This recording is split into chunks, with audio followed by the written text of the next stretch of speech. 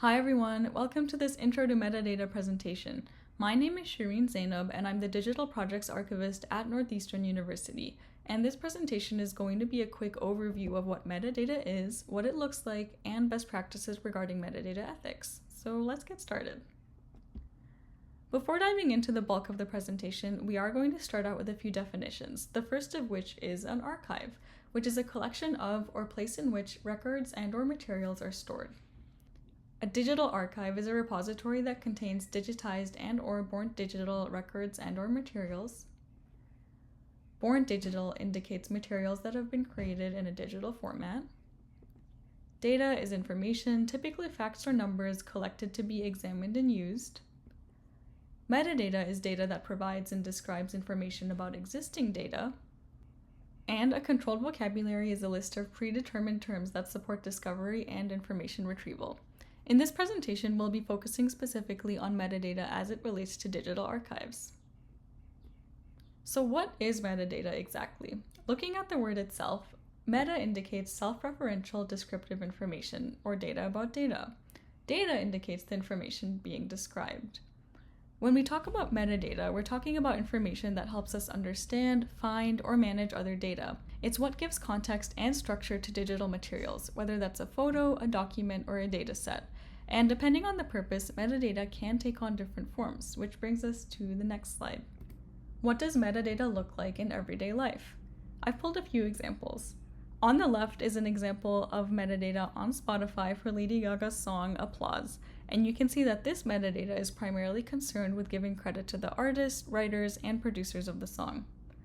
Next to that, you can see a more quote-unquote typical example of metadata as it relates to a book, which is on metadata, and it includes common metadata fields like title, publisher, and description. Next to that is a nutrition facts label, which is another real-world example of metadata as it relates to food. This is a less typical understanding of metadata, but it does fall under the definition of data about existing data. And finally, but not least, is a picture of my cat Xena, which also has metadata attached to it. So you can see things like file size, kind, date created, modified, and with digital objects like photographs, metadata is integral to the object, meaning that this information is automatically attached to the material and will remain attached unless I recreate the image in a different way, like take a screenshot. There's also a number of different types of metadata. Some metadata categorization systems have up to 6 types, and we're going to focus on the most common 4. There's descriptive metadata, which is information that refers to the intellectual content of material and aids discovery of such materials. So that could be title, author, genre. Administrative metadata is data that's necessary to manage and use information resources. So that could be file size, that could be date created, or date modified, among other things.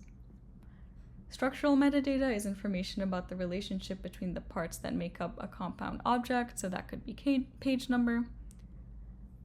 Structural metadata is information about the relationship between the parts that make up a compound object, so that could be page number. And preservation metadata is information about an object used to protect the object from harm, injury, deterioration, or destruction. That could be a checksum or a URL.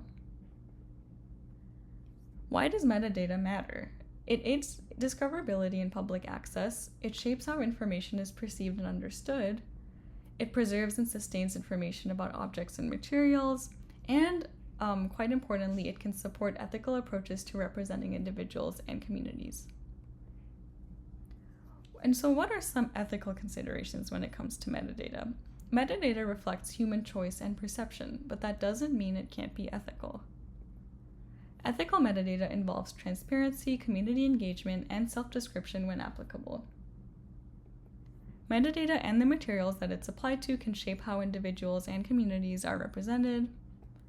And finally, it's essential for metadata categories to be applied consistently across collections and archives. To get a better sense of what metadata ethics can entail, we're going to look at a couple of examples. This is an image taken by photographer David Werfel and pulled from Wendy Delores' report, The Making of a Digital Archive by a Non-Archivist. When looking at the object and its metadata, what do you notice? There is no mention of a person anywhere in the metadata. What does that mean for how the photo might be found or interpreted? This is a case of omission through metadata, where leaving something out, even unintentionally, can shape how an object is accessed and understood. The image you see here was featured in the Boston Globe and taken on February 26, 1964, and it's titled African American Boycott. Some of the keywords included in the metadata are things like busing, school integration, and race relations. But this image, however, actually portrays Boston's 1964 Freedom Stay Out Day, which was an action during which school-aged children attended makeshift freedom schools instead of their own schools just for a day.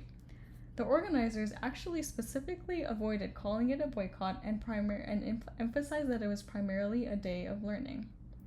Just looking at the metadata here, it would be virtually impossible to deduce anything about the name of the movement and the intention behind the action, and I chose this example to demonstrate how inaccurate or incomplete metadata isn't just imprecise, it can be harmful too. This was just a quick summary of metadata and metadata ethics as they relate to digital archives. Here's a list of my sources, and you're always welcome to email me with questions. Thank you so much.